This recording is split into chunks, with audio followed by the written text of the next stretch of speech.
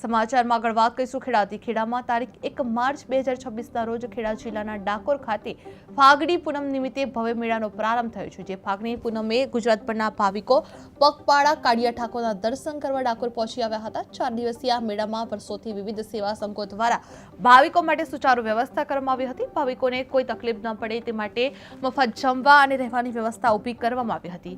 ખાસ કરીને રાસકા અમદાવાદ સેવાર્થે કામ કરી રહ્યા છો, શું કહેશો ડાકોર ખાતે? જય રણછોડ।